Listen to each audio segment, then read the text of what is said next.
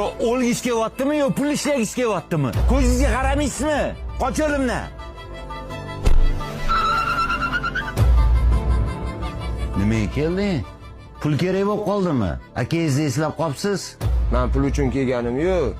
Omonat gap bor, shuni aytgani keldim. Qanaqa omonat?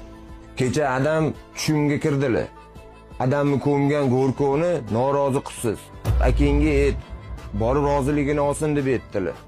Yana o'zingiz bilasiz.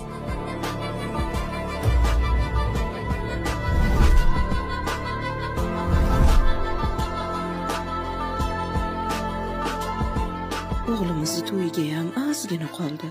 Aksiga olib, ishidan ham bo'shab olganini qarang. Hali mebelini ham olishimiz kerak. Endi nima qilamiz? Ko'nglingni bir xotirjam qilgin, bir yo'li topilar.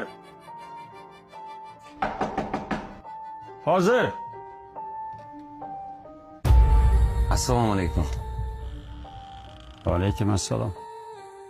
Yaxshimisiz? Rahmat. Men bilan bir joyga borib kela olasizmi? Faqat yo'q demang, iltimos. Mayli. Bu Ibavet kraskalarimiz Turkiyada ishlab chiqarilgan. Shu yerdan mebel zavodlariga sotamiz. Ha, yaxshi. Keyin uylanadigan o'g'lingiz bor. Bor. Shuni ishga olsam, o'zimni korxonamga. Yaxshi bo'lardi. Rahmat. Qoyil. Zo'r ekan. Bu chet ellikka bo'lsa kerak-a? Yo'q, o'zimizda ishlab chiqariladi. Ibavet kraskasi bor-ku, o'sha kraska mana shu mebelda ishlatiladi. O'g'lingizni to'yiga mana shu mebelni to'yini qilib bersam, nima deysiz? Yo'q, aka, bu juda ham qimmat tursa kerak. Mana hijolatni o'ylamang. Faqat mendan rozi bo'lsangiz bo'ldi.